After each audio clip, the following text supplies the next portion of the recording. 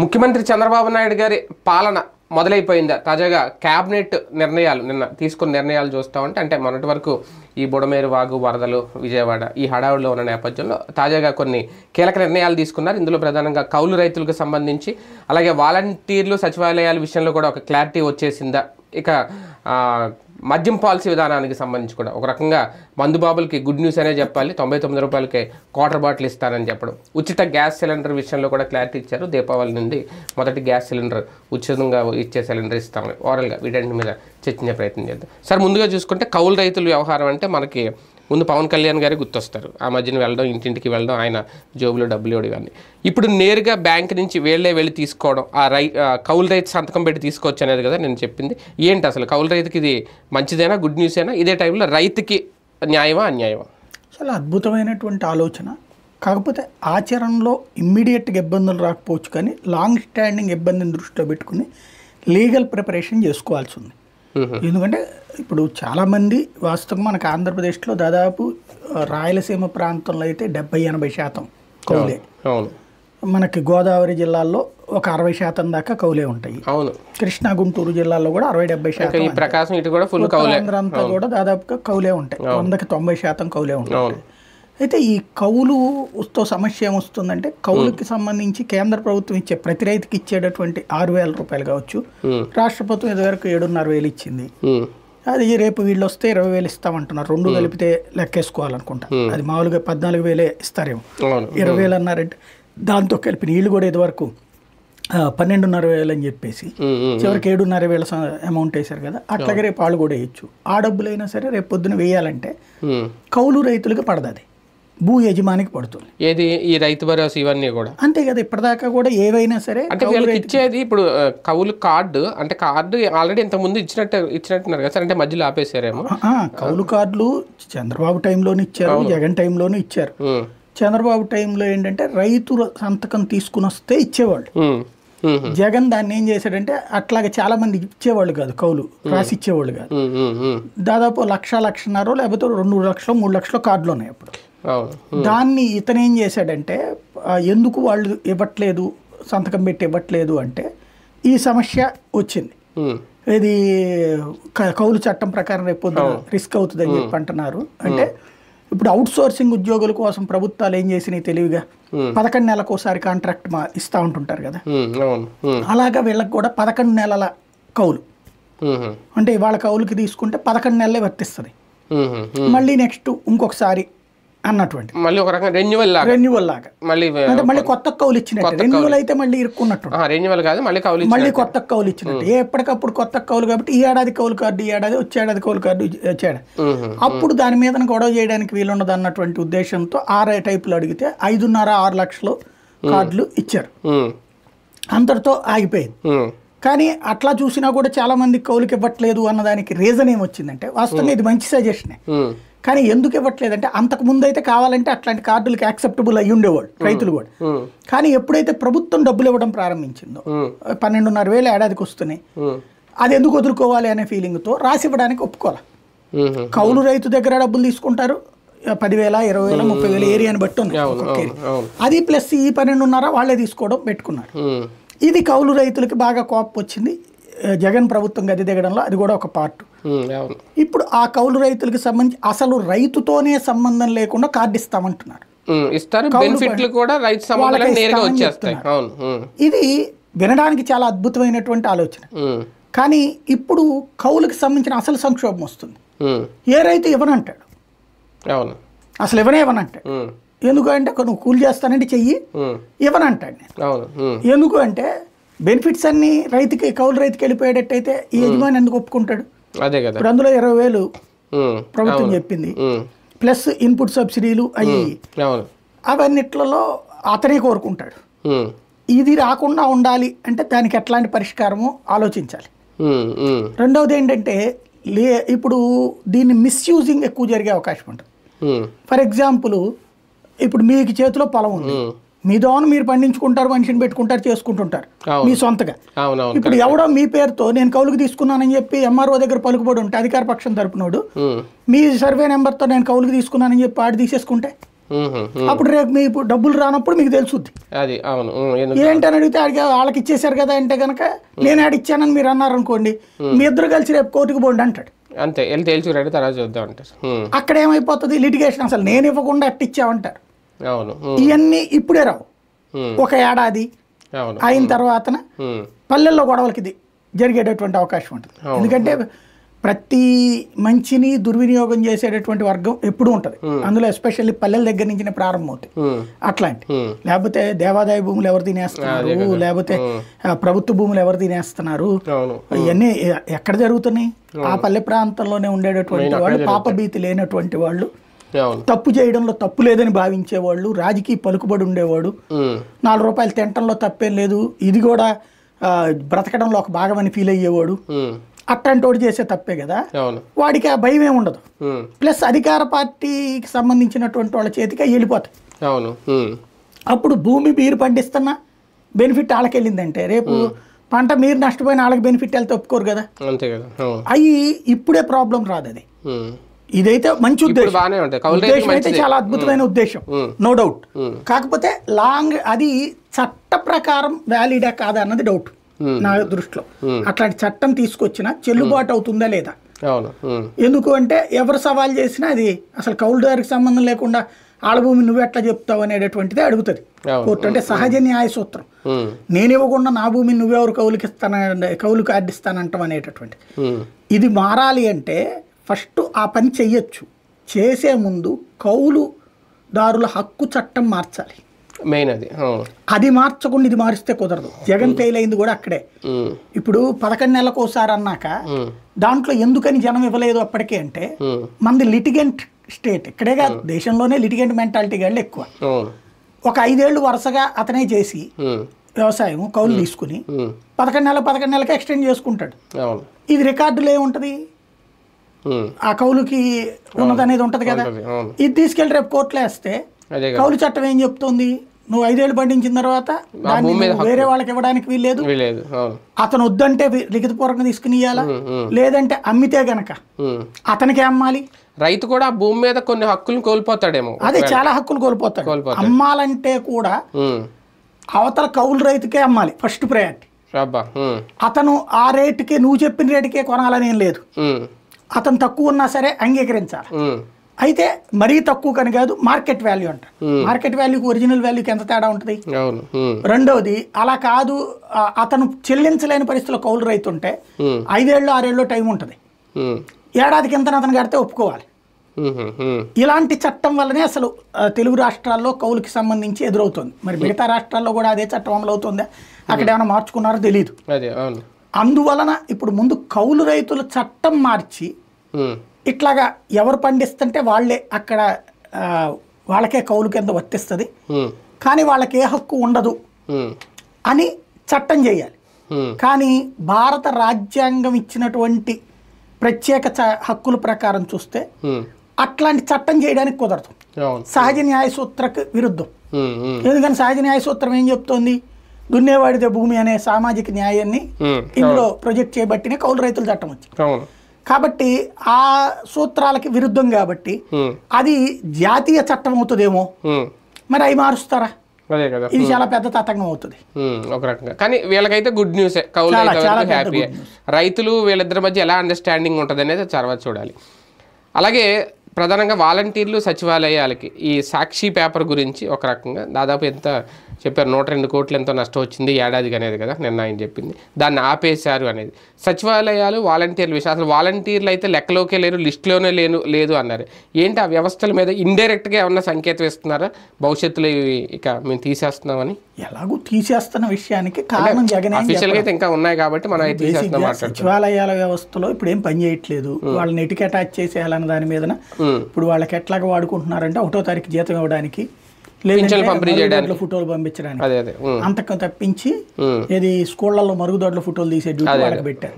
ఈ 3 తప్పించి వాళ్ళకి ఏమీ చేయట్లేదు.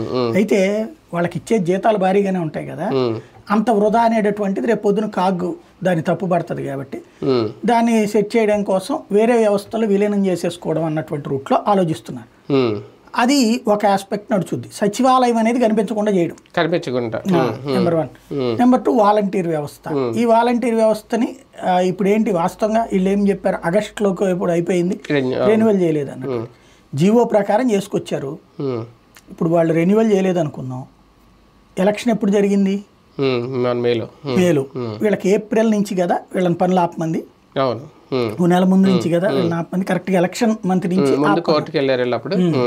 ఎలక్షన్ ముందు నుంచి అప్పటిదాకా అయితే జీతాలు ఇచ్చారు కదా వీళ్ళకి. మరి ఎట్లా ఇచ్చారు, ఆగస్టులో రికార్డుల్లో లేరు అంటే అంటే ఏంటది వాలంటీర్గా లేరేనా, వాలంటీర్ అనేది వాళ్ళే లేరు, దానికి ఒక పేరు చెప్పేస్తారు దాంట్లో. అంటే వాళ్ళకి కాంట్రాక్ట్ ఎక్స్టెండ్ చేయలేదు అని చెప్తున్నారు. మరి కాంట్రాక్ట్ ఎక్స్టెండ్ చేయకుండా డబ్బులు ఎట్టిచ్చారు వాళ్ళకి జీతాలు ఆగస్టు దాకా, ఇదే ఆగస్టులో అయిపోయింది అంటున్నారు. 23 ఆగస్టులో అయిపోయింది, దాన్ని ఎక్స్టెండ్ చేయని పాపం జగన్మోహన్ రెడ్డి అంటున్నారు. ఓకే, మరి జీతాలు ఎట్లా ఇచ్చారు, సెప్టెంబర్, అక్టోబర్, నవంబర్, డిసెంబర్, జనవరి, ఫిబ్రవరి, మార్చి దాకా ఇచ్చారు కదా జీతాలు. ఏప్రిల్ దగ్గర నుంచి కదా సమస్య వచ్చింది. మరి అన్ని నెలలు జగన్ జేబులో నుంచి ఇచ్చాడా, ఏదిగా ఈ నెలకి ఆ నెల ఇచ్చాడు కదా. మరి కాబట్టి ఆ జీవో కాపీ వీళ్ళు చూడలేదు, లేకపోతే ఇంకేదన్నా ఆర్డర్ వేశారు, ఎగ్జిక్యూటివ్ ఆర్డర్ లాగా రెగ్యులర్గా వేశారు. ఎందుకంటే అది ఇచ్చింది ఖజానా నుంచి, అదేదో విడిగా సపరేట్ అమౌంట్గా కాదు, ఖజానా నుంచి ఇచ్చినప్పుడు తప్పుగా ఇవ్వలేరు కదా. కాబట్టి అది సాధారణ ప్రజలకు అర్థం కాని భాష, అది వీళ్ళు ఏ పాయింట్లో నడిచింది అన్నది. కాబట్టి అయితే వీళ్ళు వాలంటీర్ల దానికి సంబంధించి ఏంటంటే ప్రజలు మర్చిపోవాలి అనేటటువంటి ఒక ఫీలింగు, అప్పుడప్పుడు ఈ వరదలు అప్పుడు ఎట్టంటప్పుడు గుర్తుకొస్తున్నారు కాబట్టి చర్చించారు. దాంట్లో ఉన్న వాళ్ళలో మ్యాక్సిమం నాయకులకి ఎవరికి ఇష్టం లేదు కాబట్టి వాళ్ళు దాన్ని చర్చించలేదు. లేకపోతే కనుక ఇదిగో ఇట్లాగ అతను తప్పే ఇట్లాగ మాట్లాడండి అని చెప్పుంటారు. ఇప్పుడు 4 నెలలు అయిపోయింది, ఇప్పుడు చాలా మంది ఎవరి పనులు చేసుకుంటున్నారు.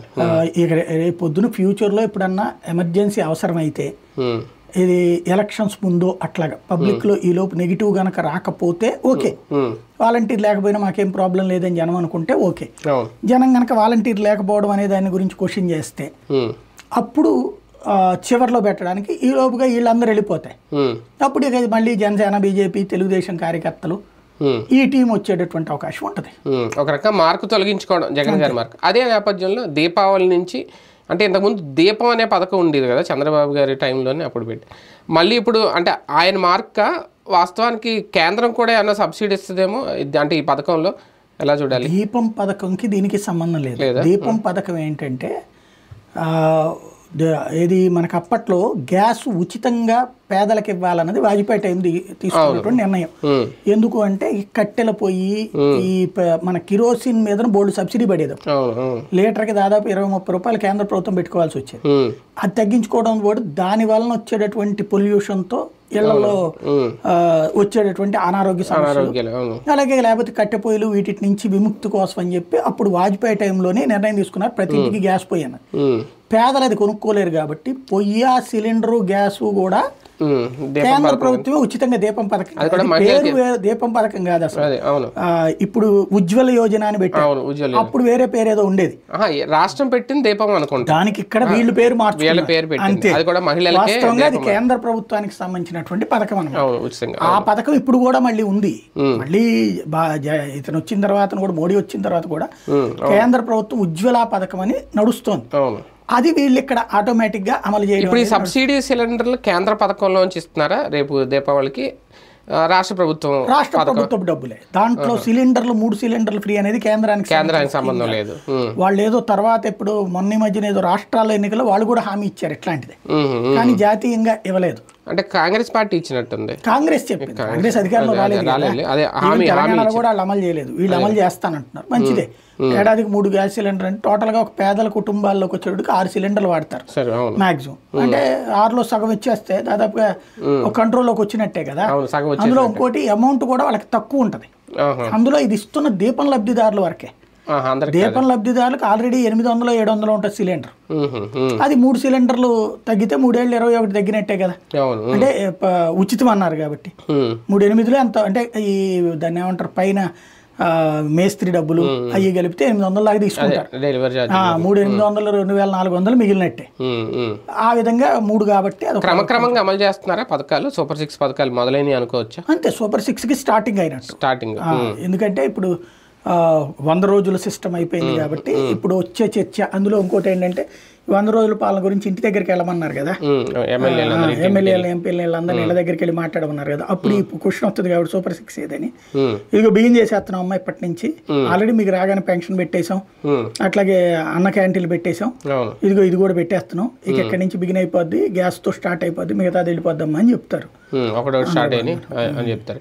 మద్యం విషయంలో ఏంటి పాలసీ అంటే నిజంగా అదేదో ఆఫర్ లాగా ఉంది. మనం అంటారు చూడండి 99 రూపాయలకి ఇది అన్నట్టు, క్వార్టర్ బాటిల్ 99 రూపాయల కంటే అప్పట్లో సోమవీర్రాజు గారు ఇలాగే క్వార్టర్ బాటిల్ 50 రూపాయలకి ఎంత అంటే దాన్ని చాలా ఇది చేశారు, రాజు అని పెట్టారు. అంటే మరి దీన్ని ఎలా చూడాలి, తక్కువ రేటుకి అది కూడా బ్రాండెడ్ మద్యం ఏదో ఆఫర్ ఇచ్చినట్టు నిన్న మంత్రి గారు చేసిన ప్రకటన. ఓకే మందుబాబులు గుడ్ న్యూసే, మనం అసలు చూసుకుంటే ఎలా ఒకటి పబ్లిక్ కోరుకున్నారు కాబట్టి ఏమన్నాను, మామూలుగా ఒక సగటు డెమోక్రటిక్ పర్సన్గా అయితే కనుక మద్యాన్ని అందుబాటులోకి తీసుకురావడం అనేది ప్రమాదకరం. అదే కదా, మద్యం అనేటటువంటి వ్యసనాన్ని దూరం చేయడానికి ప్రభుత్వాలు ప్రోత్సహించాలి కానీ దాన్ని అలవాటు చేయడానికి ప్రభుత్వాలు సహకరించకూడదు. సాధ్యమైనంతగా అందుబాటుకి అందుకోలేని స్థాయికి దాన్ని తీసుకెళ్ళడం అనేటటువంటిది ఒక ఫార్ములా. జగన్ చేసింది అదే, కాకపోతే దానివల్ల ద్వేషం వచ్చింది. ఆ ద్వేషాన్ని వీళ్ళు పాజిటివ్గా మలుచుకుంటున్నారు. కాకపోతే దీని ఇప్పుడు ఆ తాగుబోతులు దాదాపు 70-75 లక్షల ఓట్లు, ఇతను జగన్ ఓడిపోవడానికి కూడా 70-75 లక్షల ఓట్లు. అంటే ఒక రకం మందుబాబుల వల్లనే ప్రభుత్వం మారింది, అదే రాజకీయాలు శాసించారు వాళ్ళు. కాబట్టి ఇక రాబోయేటటువంటి రోజుల్లో ఇంకా ఇప్పుడు వాళ్ళు ఎవరో నిన్న ఏ రాష్ట్రం బీహార్ ప్రశాంత్ కిషోర్ హామీ ఏంటంటే మద్య నిషేధం ఎత్తేస్తారు. ఇక రాబోయే రోజుల్లో గుజరాత్ లో కూడా హామీ ఇస్తారు మద్య నిషేధం ఎత్తేస్తారు. అంటే ఏమైపోయిందంటే కాలక్రమంలో మద్యం మహమ్మారి గురించి ప్రచారం చేయడం మానేసి నువ్వు తాగడం వల్ల ఇప్పుడు ఎందుకు ఇక రాబోయే రోజుల్లో ఇది కూడా పెడితే పోతుంది. సినిమాల్లో ఆ మద్యం తాగితే హానికరము ఇది తీసేయమని చెప్తే సరిపోతుంది. భవిష్యత్తులో ఆ స్టేజ్కి వచ్చేసాం. అంటే మనం ఎథిక్స్ అనేటటువంటిది ఏంటంటే ఒక ఏ ప్రభుత్వాలైనా సరే మద్యానికి సంబంధించి తీసుకునేటటువంటి నిర్ణయంలో తాగడాన్ని నుంచి ప్రజలు దూరం అవ్వడానికి సహకరించాలి. కానీ ప్రజలు తాగడాన్ని కోరుకున్నారు, తక్కువ రేటుకి కోరుకున్నారు, నేలకి వాళ్ళకి రుచికరంగా ఉండేది కోరుకున్నారు. ఆ కోరుకున్న దానికోసం ప్రభుత్వానికి ఓట్లేశారు కాబట్టి వాళ్ళ కోరిక తీరుస్తున్నారు. వీళ్ళు ఇచ్చిన హామీలో వాళ్ళు అమలు చేయడంలో తప్పేం లేదు. కానీ దీర్ఘకాలికంగా దీని ఇంపాక్ట్ ఇప్పుడు వీళ్ళు చెప్పారు, మనం 30,000-35,000 మంది లివరు నన్ను కిడ్నీ సమస్యలతో చనిపోయారు. మరి అంతకుముందు 5 ఏళ్లలో ఎంతమంది చచ్చిపోయి ఉంటారు అదే లివర్ కిడ్నీ సమస్యలతో? అప్పుడు ఆ లెక్క ఏమైనా కౌంట్ జగన్కి అది చేత సావలేదు అంతకుముందు లెక్క తీసి చెప్పడానికి. ఏదో స్టేట్మెంట్ ఇచ్చేవాడు అయిపోయేది. జగన్కి రాజకీయం చేయడం చేత సావదు, వచ్చిన గొడవ అది. వీళ్ళకి రాజకీయం చేయడమే చేతనం పూర్తిగా. అందులో భాగంగా చెప్పుకొచ్చారు. ఇప్పుడు ఫర్ ఎగ్జాంపుల్ ఇప్పుడు ప్రతి ఏడాది లివర్ కేసులు ఎన్ని వస్తాయి, కిడ్నీ కేసులు ఎన్ని వస్తాయి. వీటిట్లలో లివర్ కిడ్నీలు చెడిపోయి చనిపోయేటటువంటి వాళ్ళల్లో 100కి 95 నుంచి 98 మంది మందు తాగేవాళ్ళు. మిగతా అవసర ప్రాబ్లం వచ్చేవాళ్ళు ఒకళ్ళ ఇద్దరే, మంచినీళ్ళ ప్రాబ్లము లేకపోతే ఇతరత్ర వాళ్ళు ground area health problems, weather problems, వాటి వల్ల వచ్చేవాళ్ళు 1 నుంచి 2%. మిగతా 90-95% మంది అయితే ఖచ్చితంగా తాగు అలవాటు ఉంటాం వాళ్ళు. కాబట్టి ఇప్పుడు రేపు పొద్దున ఈ 5 ఏళ్లలో కూడా ప్రతి ఏడాది ఒకసారి లెక్క తీయినప్పుడు ఏడాదికి 30,000 వస్తారు, 50,000 వస్తారు తెలుస్తుంది వీటి వల్ల చనిపోయేటటువంటి. కానీ దీనివల్ల మద్యం మీద వచ్చే ఆదాయం ప్రభుత్వానికి పెరుగుద్దా తగ్గుద్దా చూడాలి. అది ఇప్పుడు వాస్తవంగా ఇదివరకు జగన్ టైంలో ఏడాదికి 25,000 కోట్లు వచ్చినాయి. ఇప్పుడు ఎంత వస్తుందో చూడాలి. ఎందుకంటే ఇప్పుడు షాపుల పరంగా ప్రైవేట్ షాపులు అంటే వేలం వేసినప్పుడు ఫర్ ఎగ్జాంపుల్ ఇప్పుడు ఎంత వీళ్ళు 3,500,000 చెప్పారు. ఇది ఇంక్లూడింగ్ వీళ్ళకి కూడా ఇస్తా ఉన్నారు కదా కళ్ళు గీత కార్మికుల కాడికి 3,600 ఏమో, ప్లస్ 12 ఏమో ప్రీమియం షాప్ అంట. అదేంటి మరి దాని ప్రీమియం షాప్ అంటే ఏంటో నాకు అర్థం కాలేదు. జిల్లాకు ఒకటంట అది. ఈ మద్యం దుకాణాలు వచ్చేటప్పటికి 3,500,000 వేసుకోండి. 3,500,000 ఇంటూ 1 కోటి రూపాయలు ఆదాయం వచ్చింది అనుకోండి నెలకి, 3,500,000 కోట్లే అవుతుంది. అప్పుడు ఏడాదికి 12 3 36, 12 అద్దలు 18. అదే ఇది 36లో సగం అంటే 18, 36 18 అంటే దగ్గరగా 42 దగ్గరికి వస్తుంది. అంటే అక్కడ 42,000 కోట్లు వస్తుంది. కానీ 1 కోటి రూపాయలకి పాడుకునేది ఎవడు? ఒక చోట 10 లక్షలకు వాడుకుంటారు, ఒక చోట 25 లక్షలకు వాడుకుంటారు. ఇక్కడ ఏదో 80 లక్షలేమో మినిమం పెట్టారు. అవును 80 లక్షల రేంజ్ అయితే కనుక భారీగా వచ్చినట్టే. 80 ఇంటూ 3,000 వేసుకున్నా 3 అక్కడే వచ్చేస్తుందిగా, 24,000 కోట్లు వచ్చేస్తుందిగా ఏడాదికి లెక్కేసేసుకోవడానికి. అంటే 3,500 ఇంటూ 80 లక్షలు ఏడాదికి అంటే అక్కడ వచ్చేస్తుందిగా, దాదాపుగా ఆ రేంజ్లో అమౌంటే వస్తుంది అంతే కదా. పైగా రేటు తగ్గితే తాగే వాళ్ళు కూడా పెరిగే అవకాశం ఉంటుంది. అది అంటే ఇప్పుడు ఆ లాభం రావాలంటే ఎక్కువ మంది చేత తాగబోయించాలి వీళ్ళు. అంటే మన రేట్ పెరిగింది కాబట్టి ఫుల్ తాగే వాళ్ళు క్వార్టర్ తాగారు అనేది అన్నారు. ఇప్పుడు క్వార్టర్ తాగే వాళ్ళు క్వార్టర్లు తాగుతారు, 3 క్వార్టర్లు తాగుతారో చూడాలి. ఆ రకంగా కూడా పెరుగుతుందేమో. రైట్, చూద్దాం. మొత్తం క్యాబినెట్లో తీసుకున్న నిర్ణయాలు ఒక రకంగా ఒకటి సూపర్ 6 పథకాలు స్టార్ట్ అయిపోయినాయి చంద్రబాబు నాయుడు గారి పరిపాలన అనేది. రెండోది మద్యం ప్రియులకి గుడ్ న్యూసే, కౌలు రైతులకు కూడా గుడ్ న్యూసే. కానీ తర్వాత దీనివల్ల ఎటువంటి ఇబ్బందులు ఎదురవుతాయి ఏంటనేది ఇంకా చూడాలి.